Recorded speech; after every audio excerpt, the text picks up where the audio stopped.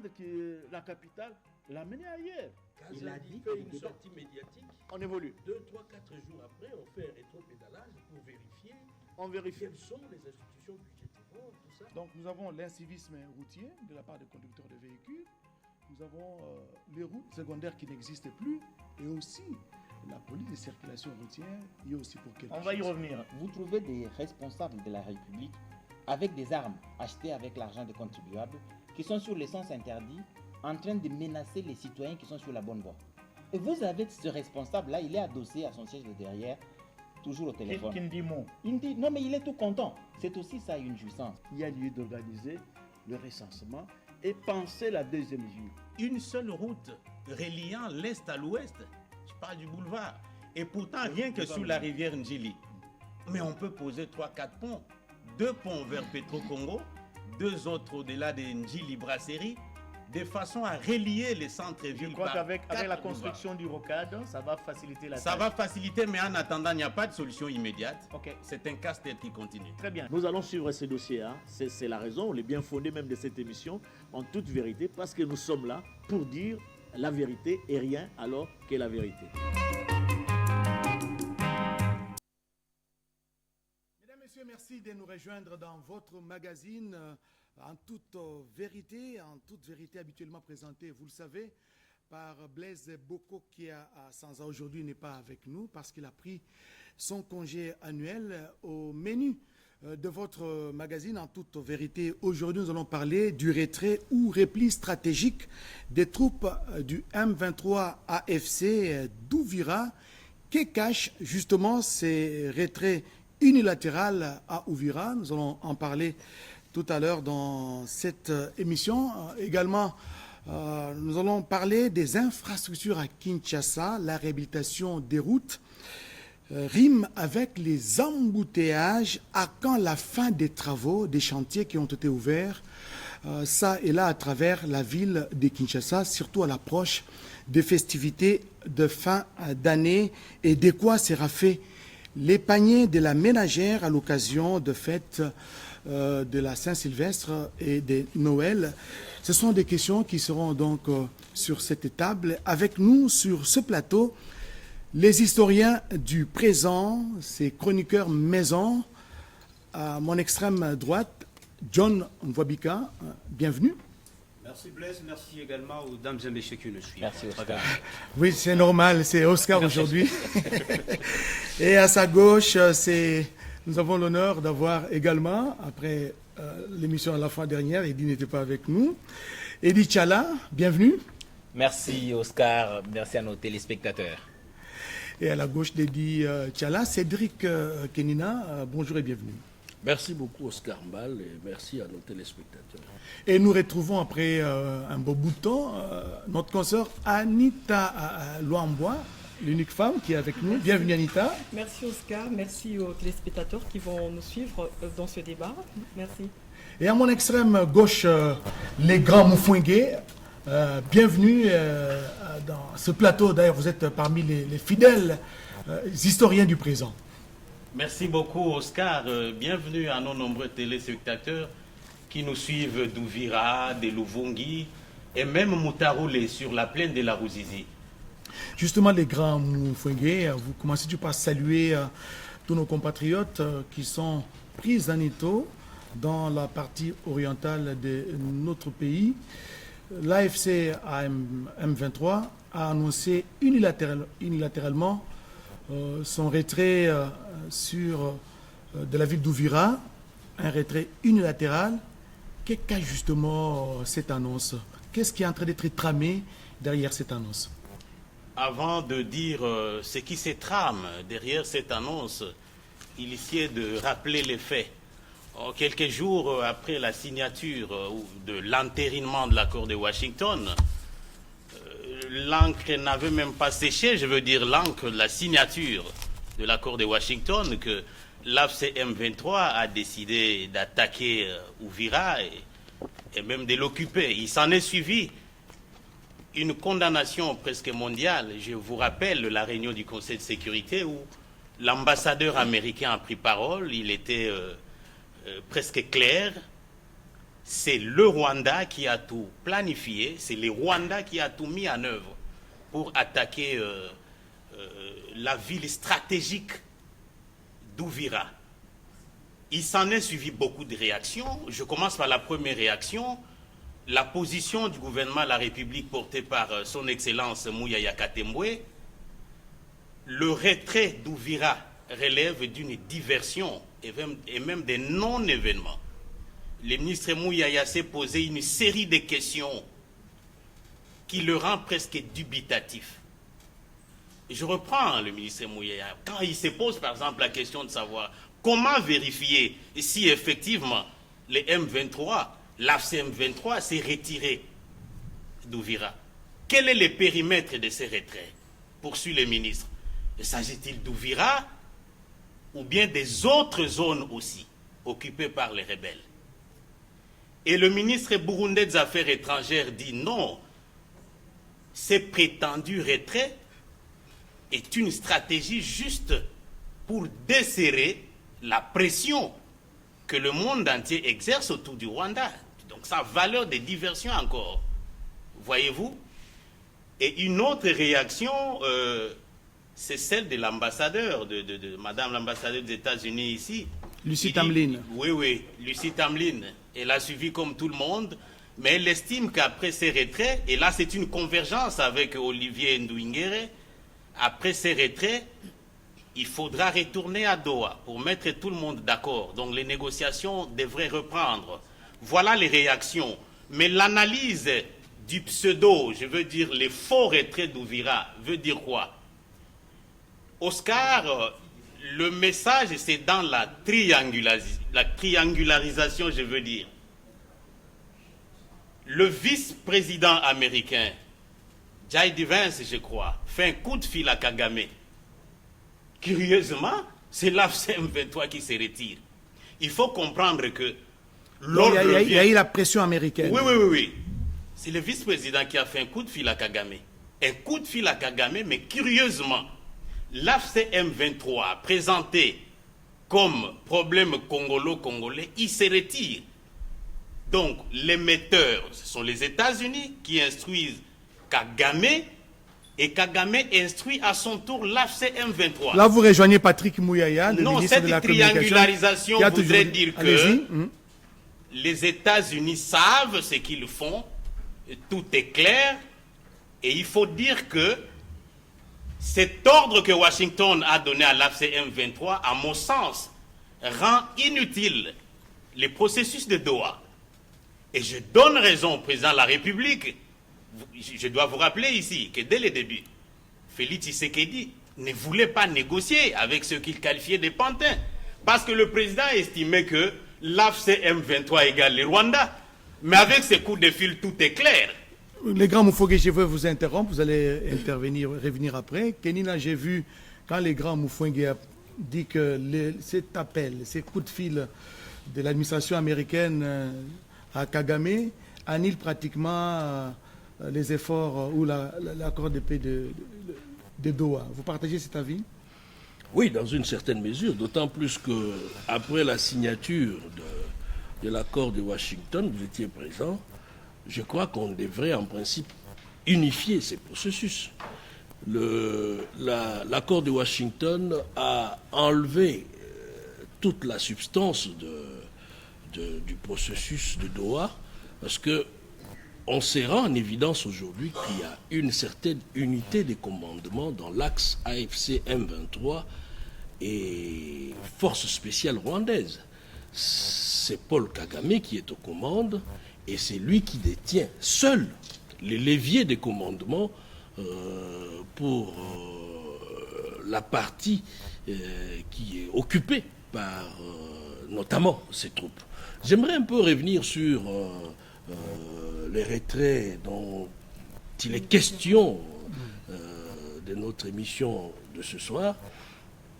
S'il faut revenir en arrière, le passé récent avec cette grande cérémonie qu'on a tous jugée historique de l'accord, tout ça. La signature du 4 décembre. S'il faut de nouveau faire une certaine rélecture des différents discours on dirait que le président rwandais Paul Kagame avait fait un discours qui était plus ou moins prémonitoire, parce que dans ses propos, il dit, devant le président Trump, si nous n'arrivons pas à matérialiser cet accord que nous venons de signer devant les caméras du monde entier, ça ne serait pas de votre faute.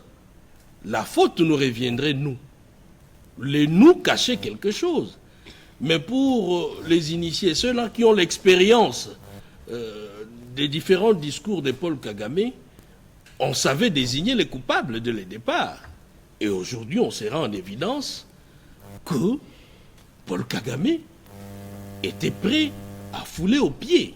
Et l'acte posé en assiégeant la ville d'Uvira était un pied de nez, justement, à cet accord historique. Donc, Paul Kagame n'a pas caché ses intentions. Pour lui, la République démocratique du Congo, en temps de paix, c'est un pays qui est prêt à décoller et à asseoir certainement sa suprématie au niveau régional. La République démocratique du Congo, en temps de guerre, c'est un pays affaibli continuellement et dont les richesses peuvent être profitables souvent, très souvent, à la contrebande. Et c'est ce dont nous assistons aujourd'hui. Un retrait qui n'en est pas un, qui ne dit pas son mot, parce que si réellement la FCM23 s'est retirée de la ville d'Uvira, que reste-t-il de cette ville? Une ville fantôme alors? Une ville fantôme, une sorte de no man's land, où c'est la barbarie qui règne. La barbarie c'est un qui peu règne. ça la lecture qu'on peut se faire. Merci, c'est votre lecture, Anita Luambois. Le gouvernement a-t-il raison de jouer aujourd'hui à la prudence face à l'annonce unilatérale par les M23 du retrait de ses troupes d'Uvira? Oui, le gouvernement, pour moi, doit être prudent face à ce retrait unilatéral annoncé par le M23, parce que le gouvernement lui-même n'y croit pas, comme vient de le dire le grand Mofwenge ici, avec les propos du porte-parole du gouvernement, Patrick Mouyaya. Le Rwanda, en fait, la question est de se poser, quel est le rôle que les États-Unis jouent dans ce retrait? Il y a cette question qu'il faut se poser. Est-ce que le Rwanda ne cherche pas à redéfinir les clauses? Est-ce que le Rwanda ne cherche pas à ramener la RDC devant la table de négociation, une fois de plus, à faire pression sur la République démocratique du Congo? Donc pour moi, ce retrait unilatéral est comme un trompe-œil, si je peux m'exprimer ainsi, parce qu'il n'y a pas de mécanisme indépendant, il n'y a rien qui définit ce retrait. Et le M23 annonçait comme ça unilatéralement que nous quittons la ville d'Uvira sans témoin, sans mécanisme indépendant. C'est vraiment comme ça. Mais on a parlé de la pression justement, Anita, je te retiens. On a parlé de la pression américaine, des États-Unis d'Amérique sur notamment le président Kagame, parce que la signature de l'accord de paix de Washington s'est déroulée à Washington avec comme garant notamment le président américain Donald Trump. Oui, 2 jours après, 48 heures après, les bruits de bottes ont repris. Mais est-ce que Donald Trump est allé dans le fond du problème? Ça, c'est une question qu'il faudra se poser. Actuellement, il s'est dit il est capable d'arrêter la guerre en Israël, en RDC, et il se targue la poitrine au nom de la paix. Est-ce que Donald Trump a eu le temps de connaître les problèmes internes qui se passent en RDC? Nous sommes agressés. Le Rwanda agresse la RDC. Il faut qu'il y ait des réponses claires. Mais au-delà de l'accord de paix qui a été signé, il y a aussi des accords économiques, justement. C'est l'une des garanties, justement, pour que les États-Unis puissent intervenir. Et Edi Tchala, est-ce qu'il y a des mécanismes de contrôle? Parce que la coalition AFC M23 annonce unilatéralement, d'ailleurs plusieurs pays européens, même africains, ont salué cette annonce. Nous avons vu des images dans les réseaux sociaux, des colonnes, des éléments des troupes de l'AFC M23 entre guillemets de quitter la ville d'Uvira. Ces images ont été saluées, cette annonce a été saluée. Est-ce qu'il y a des mécanismes de contrôle pour vérifier si réellement ces militaires ont quitté Uvira ou bien ils vont se déguiser en civil?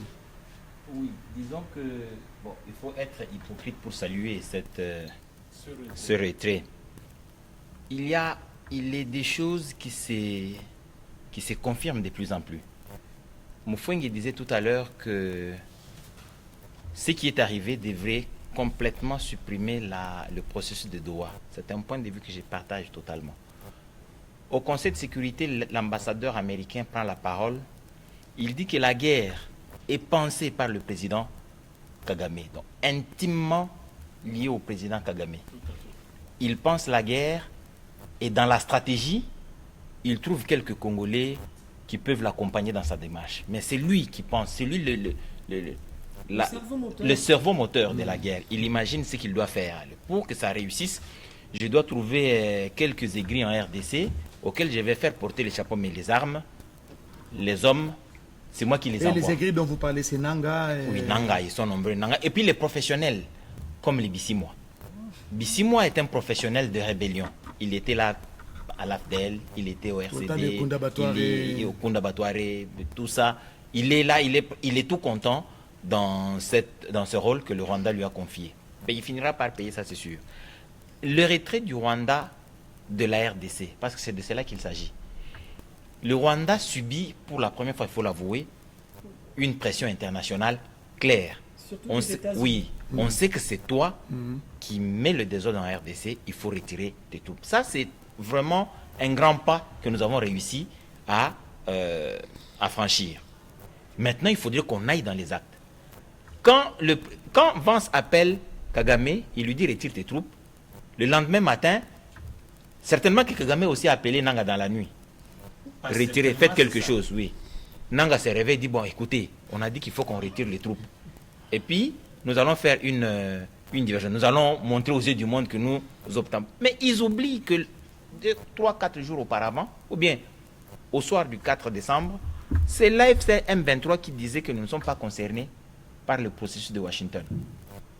Mais c'est Washington qui appelle Kagame dans le cadre du processus de Washington, qui lui demande de retirer ses troupes. Et l'AFC qui n'est pas concerné par le processus de Washington obéit curieusement, il retire des troupes.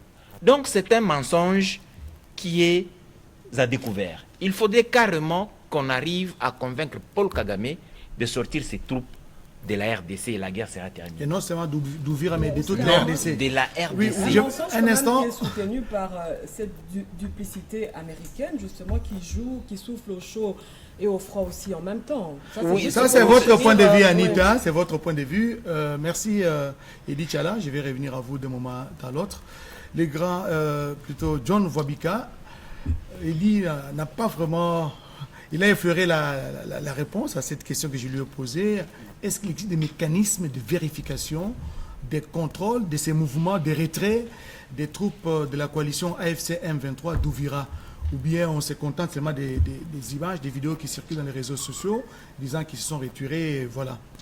Je pense que la réponse est déjà avec le gouvernement, à travers son porte-parole, qui a suffisamment éclairer la lanterne de l'opinion au sujet de ce que vous évoquez tout à l'heure. Mais par contre, Oscar, il ne faudrait pas ignorer ici les origines du M23 actuel. Parce que lorsqu'on parle du retrait, je ne sais pas si on fait allusion du retrait des troupes physiquement qui se retirent d'une ville ou d'un territoire, mais le retrait dont il s'agit ici, il serait beaucoup plus idéologique. Parce que le M23, vous êtes sans savoir, et idéologique. Je m'explique calmement, vous allez comprendre qu'il est difficile justement pour le M23 FC RDF de parvenir à ce que Moufouengue appelait pseudo-retrait, mais c'est pas des tâtonnements, mais c'est exactement ça. C'est un pseudo-retrait. Pourquoi je l'ai dit? Vous êtes sans savoir que le M23 actuellement est l'émanation du CNDP.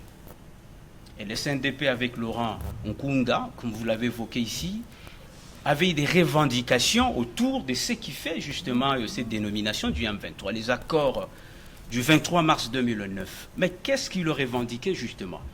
C'est qu'il revendiquait les gouvernements d'antan qui étaient sur la table de négociation. C'est-à-dire, je parle de membres du gouvernement, mais également des hauts fonctionnaires, avec la facilitation de la MONUC qui a été finalement transformée à la MONUSCO comme observateur, mais également le garant qui devait veiller à la mise en œuvre justement de cet accord, c'est que les exigences, c'est pratiquement là où nous sommes, des questions de Tutsi congolais ou de Hutu congolais, c'est-à-dire la réintégration des Tutsis du Nord Kivu dans l'armée avec leur grade. Ça, vous connaissez le phénomène brassage-mixage.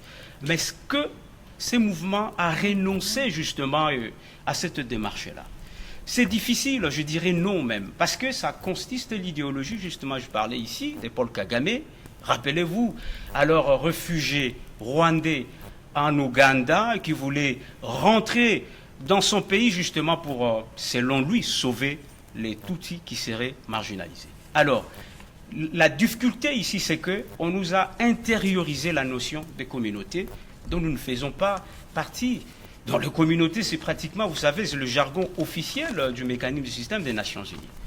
Si nos frères qui servent aujourd'hui d'un prétexte pour le Rwanda, que ce soit à travers AFC, que ce soit à travers M23, qui devaient se désolidariser. Cette histoire, Trump, c'est bien, c'est des pressions politiques, mais à l'interne, comme on disait, il est difficile. Pourquoi? Parce qu'eux, ils sont dans une démarche de défendre ce qu'eux, ils estiment des minorities, alors qu'en réalité, c'est le tout faux. C'est vraiment du tout faux. Alors, qu'est-ce qu'il faut faire? Ce qu'il faut faire, moi, je pense que dans une certaine mesure, comme on connaît la démarche, c'est en fait pouvoir trouver un prétexte avec des minorities, mais également rassurer l'extension du contrôle. Ce sont les minorités. Les minorités qu'ils estiment, selon eux, je ne sais pas comment ils ciblent ces minorities-là, parce que nous avons les gens, parce que c'était quoi, intégration à l'armée, mais également au niveau des institutions. Mais écoutez, il y a les Kanyok, il y a les Babinji qui sont dans les Kasaï, on peut prendre même dans le Congo central, il y a plein de minorités. Ils sont presque partout. Donc la question des minorités n'existe pas en RDC. Alors la question, comment vérifier, comment savoir exactement que ces troupes de AFC M23 ont quitté? Quels sont les mécanismes? Non, mais il y a des mécanismes. On est dans une situation. Excuse-moi. On est dans une situation. Une situation confuse. Il y a eu. Ça, c'est une gestion. Ce qui est arrivé à Uvira. C'est une violation des dispositions qui avaient été adoptées le 4 décembre. On pensait que, selon les mécanismes officiels qui étaient mis en place, les CONOPS et autres, on allait mettre en place des mécanismes avec les Rwandais, la RDC, les témoins et autres, pour amener à la sortie des troupes rwandaises bien contrôlées. Ce qui est arrivé à Uvira, c'était en dehors de ces mérites. Donc c'est quelque chose d'assez surprenant quand tout le monde sait qu'à ce stade, on réfléchit sur comment nous allons désamorcer la crise. Le Rwanda lui a choisi d'amplifier la crise. Alors pour régler cette partie-là, cette protubérance de la crise-là, on a dit sortez d'abord l'Uvira en attendant pour que nous revenions à la case départ. Donc, en le demandant, il n'y avait aucun mécanisme mis en place pour contrôler cette. On pensait que de bonne foi, le Rwanda, pour montrer qu'il veut participer à la paix, à la recherche de la paix, il allait retirer ses troupes d'Uvira. Malheureusement pour eux, c'est le moment pour aller, c'est les Turana. John, on va revenir à vous. Ouais, je risque de perdre. 30 secondes alors, voilà, rapidement, 30 secondes. 30 secondes. M'a interrompu. Vous savez qu'on a adopté en 2004, en mois de juin, à moins que je me trompe, le Joint Mechanism Coordination. Les mécanismes conjoints de vérification. Qui est prévu John, fais un effort de parler français. Je sais que tu as l'épilinguisme parfait. Il y a l'anglais qui se bouscule avec le français. Non, c'est le terme consacré en tant que tel. C'est que la situation, même lorsque le M23, c'est AFC, dit procéder au retrait qu'il appelle unilatéral. Mais quelque part, c'est trahir ses propos lorsque vous dites autrement, parce que c'était sur demande de Washington. C'était tout un contraste. C'est pourquoi je disais, Oscar, le problème, ce n'est pas forcément la présence militaire dans X ou Y territoire, mais le problème, c'est beaucoup plus au niveau de l'idéologie qui est manufacturée au niveau de Kigali. C'est que trouver toujours des justificatifs. Donc, le gouvernement congolais, c'est là où j'ai terminé. Rapidement, comme on a décrété l'état de siège. Vous avez terminé votre temps de parole.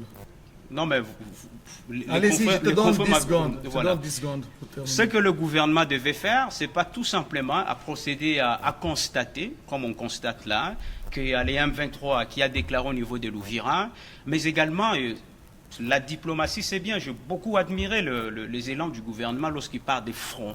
On a engagé plusieurs fronts, mais l'impression qu'on a lorsqu'il y a un front qui s'engage à fond, et finalement, c'est comme d'autres fonds sont en sourdine. Merci, John Wabika. Sadi Kenina. Oui, je voulais intervenir à ce stade parce que Dichala nous parle de CONOPS, etc. Tout ça, c'est. Moi, je pense qu'à ce stade, seul le mécanisme commun de surveillance ne suffit pas. Quand on parle de mécanisme de surveillance, la finalité, c'est quoi? C'est la dénonciation, c'est pas la coercition. C'est parmi les faiblesses même de l'accord signé à Washington, parce que il n'y a pas le caractère coercitif en cas de non-respect des dispositions. Parce que, que dit l'accord en réalité?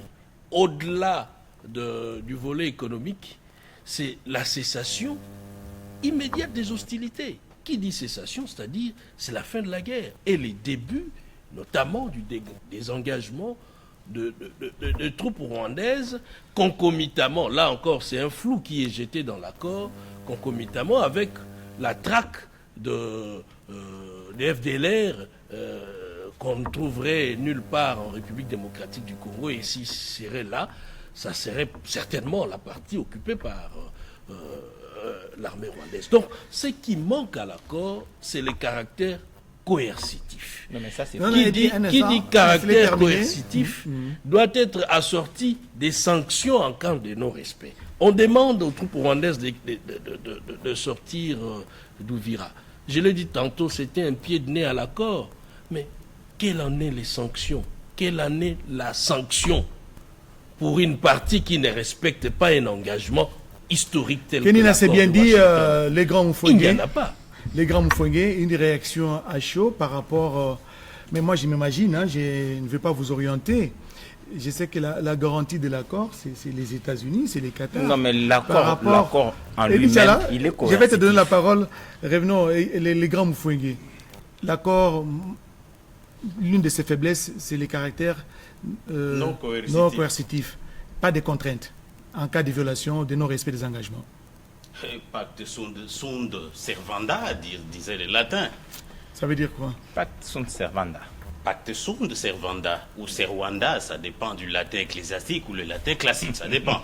Mais ici, il faut dire que le monde entier est unanime.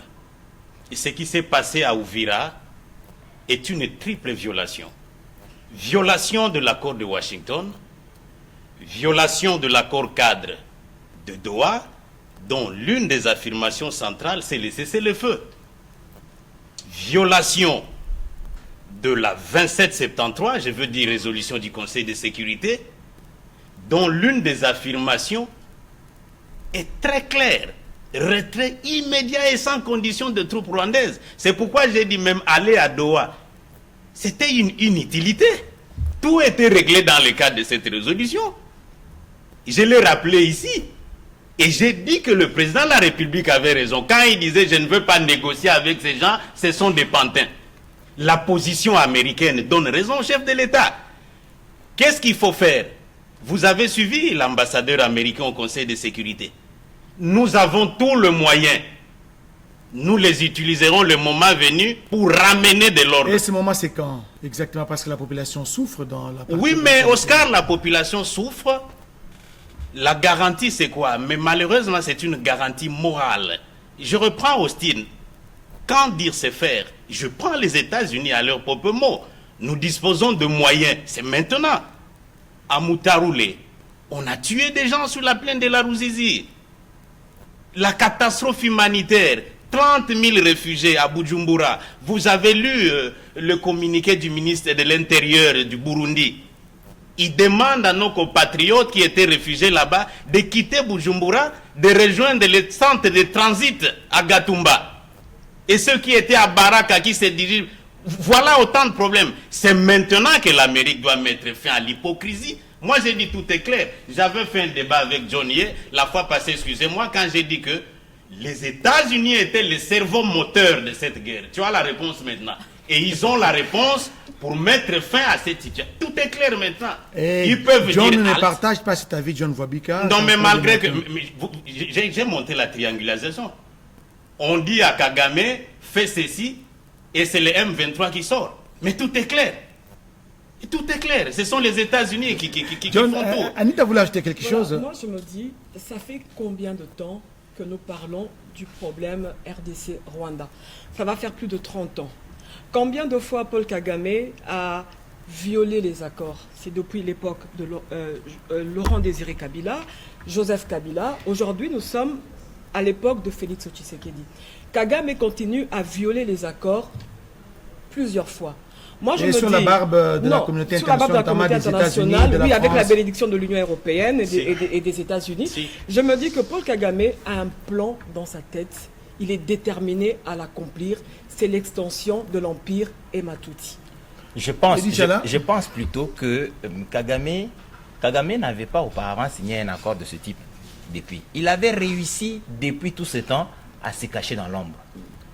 Il a envoyé le RCD, il a envoyé le CNDP, il a envoyé le M23 1, M23 2, et tout ça. Lui était toujours dans l'ombre. Maintenant, on l'a sorti de sa tanière. Il est visible. Il n'est pas allé à Washington parce qu'il voulait y aller. Il a constaté que maintenant, tous les alibis qu'il a avancés dans le passé, non, ce n'est pas moi, ne tiennent plus la route. ne tiennent plus la route. Il faut sortir et sécuriser cette région-là qui est trop souffert. Ça, c'est au moins une réussite appréciable de notre diplomatie. On a réussi à le sortir. On le voit maintenant. C'est lui qui est derrière. La preuve a encore été faite parce qu'on vient de Oui, le mais dire. Eddie, la preuve, il a dit... Anita, laissez Eddie terminer. On Laissez sait Eddie que terminer. c'est lui. Retire les troupes. L'AFC retire ses hommes. Ça veut dire que c'est lui le boss. Les autres, comme le ministre le dit, lui il est le père, les autres sont les fils. Donc le papa Mais est ils ont menacé. récupéré cette assertion de non, ça, Mouya ça, en non, disant bah oui, que ça, le père c'est la RDC. Je pense que le ce n'est fils, pas c'est la la FDLR. première fois.